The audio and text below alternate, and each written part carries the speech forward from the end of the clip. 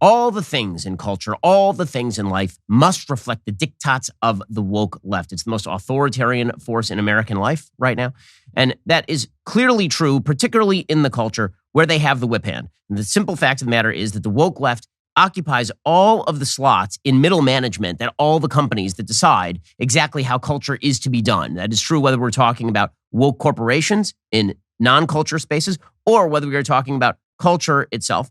And that means that they are able to generate an outsized amount of attention and rage directed at particular people. The person who is on the chopping block today, of course, and has been for a couple of years, is J.K. Rowling. J.K. Rowling is apparently the worst person in the world. Sure, you say, she's the person who wrote Harry Potter. And sure, she's even on the left. You'll remember that she foolishly decided to retcon Dumbledore into a gay dude. There was nothing in the books that suggests that he was gay. But then she was pushed, why isn't there anyone gay in Harry Potter? And she's like, well, I guess Dumbledore was gay. And then they had to make an entire series, Fantastic Beasts, dedicated to the proposition that we need a backstory for Dumbledore in which he likes dudes. Again, all of that is because the woke left always has the whip hand. And J.K. Rowling gave in to a point, but then she refused to give in to the big one, which is men can be women and women can be men. It turns out that J.K. Rowling is pretty invested in the idea that only women, biological women, can be women. And this has made her a persona non grata among members of the woke left. Again, despite the fact that she is a member of the political left herself. They've declared that she's a trans-exclusionary radical feminist because apparently you are a TERF if you believe in basic human biology. And this means that there has now been a widespread attempted boycott of Hogwarts Legacy. Now, as we will see, wokeism doesn't actually succeed in the marketplace. It actually leads to tremendous failure in the marketplace, but it does succeed in pushing the Overton window to the left steadily and not all that slowly. According to Forbes, the highly anticipated Harry Potter video game debuted this week, but it's been plagued by controversy and boycotts as players grapple with whether to support J.K. Rowling's franchise in light of her history of comments widely seen as transphobic. Hogwarts Legacy is a role-playing game set in the Harry Potter universe and developed by Avalanche Software and published by Warner Brothers Games. It will be released on February 10th. The game has garnered largely positive reviews on places like Metacritic. However, some fans and gamers are boycotting the game in protest of J.K. Rowling because, of course, she has said that men are men and women are women. Some popular game review sites like Kotaku, Polygon, and Eurogamer have not yet reviewed Hogwarts Legacy despite the review embargo lifting on Monday. Others have denounced J.K. Rowling's comments and voiced support for transgender people in their reviews. Jesse Earl, one trans YouTuber and writer, tweeted in December that unlike consuming previously owned Harry Potter books or films, purchasing Hogwarts Legacy while Rowling is, quote, using her ongoing platform to target and also justify her continued targeting of trans people is hateful to trans people. Rowling responded accusing her of purethink. Some streamers on Amazon-owned Twitch platforms, including Will Overguard and Nicotine, have publicly voiced opposition to the game. And the idea here is that we have to make sure that no one engages in a game because the creator of the game does not agree with you on a very radical point of view. All of this, despite the fact, by the way, that apparently there is a transgender character in the game. I'm not kidding you. Apparently, Hogwarts Legacy actually does have a transgender character named Serona Ryan, again, is according to Forbes. That, by the way, would be the middle managers at Warner Brothers deciding that in order to avoid the flack, they're simply going to give in to the woke left. But Serona is a witch who runs a tavern in Hogsmeade Village, an NPC that the player can speak to. Serona doesn't outright say she is a trans woman, but she implies it through her dialogue when she talks about her old classmates and says, took them a second to realize I was actually a witch, not a wizard. Now, is that going to buy off the woke left? Of course it's not going to buy off the woke left. Of course not. They're still angry. And one of the people who is, I think, most hilariously involved in this controversy now is Hasan Piker. He used to be associated with the Young Turks, and now he is a gamer who declares himself a socialist while buying himself mansions. Really good socialist, Hasan Piker. He's doing some good stuff this week, by the way. He actually donated a bunch of money to victims of the Turkish earthquake. And then he also did some stupid stuff, which is sort of what he normally does. He announced that he is not going to play Hogwarts Legacy. And the reason he's not going to play Hogwarts Legacy is not because he is in principled fashion angry that J.K. Rowling is such a transphobe. He's not going to do it because he says he's a coward. Which, okay, I mean, points for honesty here, Hasan. Only reason why I'm not playing this game, and I know a bunch of other people are not playing this game, is because we know that it's not worth it to get bullied endlessly and called transphobic endlessly in when we have massive queer communities and audiences. That's it. Everybody knows how much leftist motherfuckers love the chirp on the internet. They got no power. All they do is chirp, chirp, chirp. And that's precisely why so many fucking people that would otherwise like play it, maybe even raise money for, charities or whatever, they're not doing it. Okay, it's kind of an amazing thing to go on your own show and then just admit that you're a coward and that you won't say the thing because you're so afraid of your own fan base. I mean, he literally said the only reason he's not playing is because people who quote chirp chirp chirp are basically bullying him into not playing the game. Later, he tried to walk this one back. He went on Twitter. He said, people who want to boycott the game aren't wrong to hate J.K. Rowling. She's awful. Except it's fruitless, no matter how much trans folks want to push for it. It's like trying to boycott Disney. Most people have no idea and don't care about J.K. Rowling at all, and they just want to go to Hogwarts. Okay, well, I mean, you may be correct about the failure of the boycotts, but they've already won. By getting people like Hasan not to play the game, by bullying him, they've achieved their goal.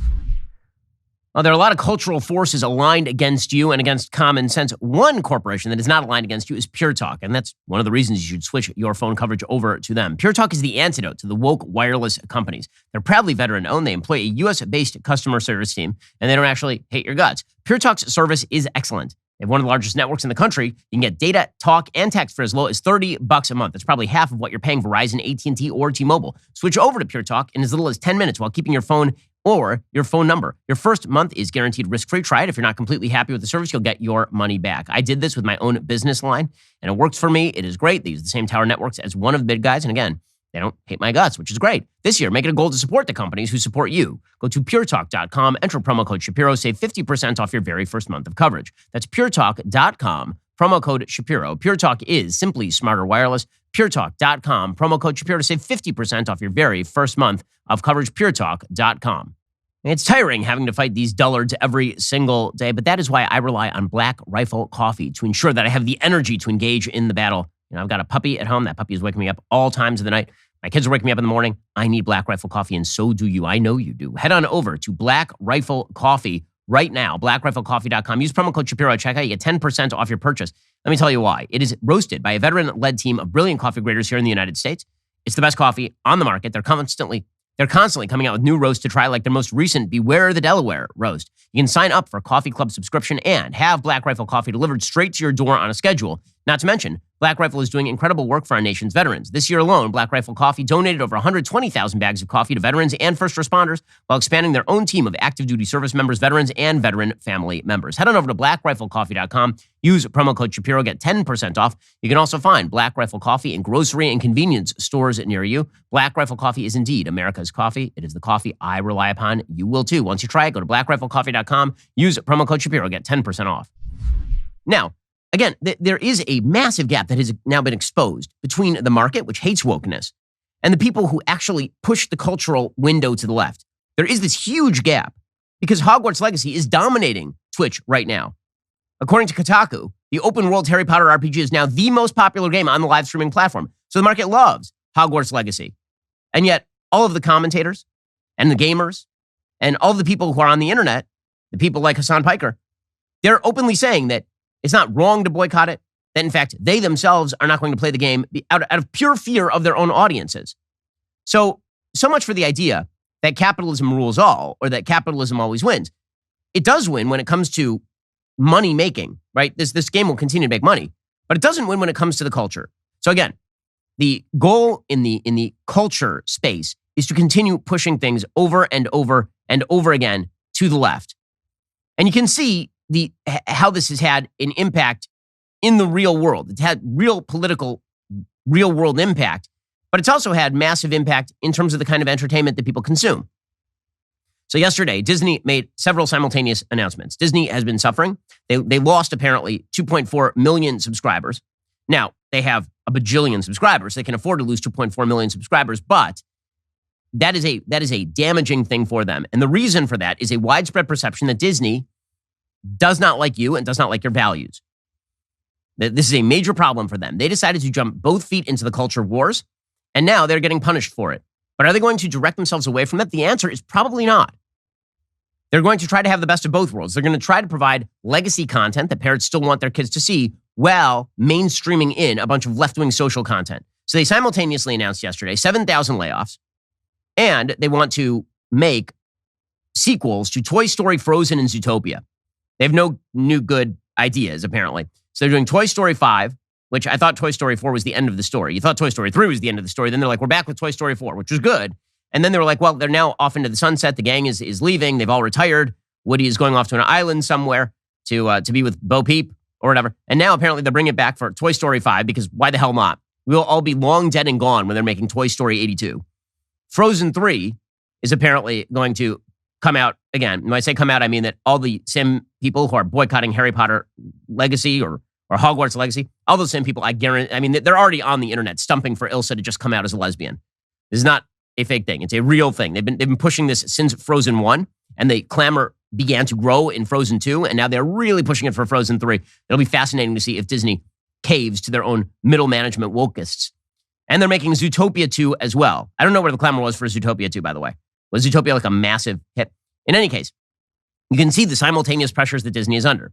From their middle management, there's a lot of pressure to move to the woke. From the market, there's a lot of pressure to go back to legacy content. And CEO Bob Iger is stuck in the middle. He announced that he was cutting 7,000 employees in hopes of finding $5 billion in savings. He announced that the company would be dumping another round of necessary installments to the Toy Story, Frozen, and Zootopia franchises, according to AV Club. Apparently, the company is also bringing Avatar rides and experiences to Disneyland in California. They already have that over at Disney World. Iger says, I have enormous respect and appreciation for the dedication of our employees worldwide. He said that about 2 seconds after respecting his employees into unemployment, as the AV Club points out over at The Onion. So, yeah, again, this is just proof positive that many of these companies are running headlong into the woke diktats, and they're feeling the impact of all of that. So who actually is doing this at these companies? That really is the big question. Who is doing this kind of stuff? The answer is actually not the people at the top of the companies. People at the top of the companies, the very, very top of the companies, those people do answer to the bottom line. They would like to see shareholders increase their market. It really is not the people at the lowest rungs. Those people don't care. Those people want to go in every day, do their work, and go home to their families. It's the people in middle management. There's a fascinating paper out from Nikolai Foss at Copenhagen Business School and Peter Klein at Baylor University and the Norwegian School of Economics called Why Do Companies Go Woke? And what they find is that going woke is an emergent strategy that is largely shaped by middle managers rather than owners, top managers, or employees. They suggest that broader social and cultural trends tend to reinforce the process. In other words, if you're a middle manager, the best way for you to ensure your own future employment is to go woke.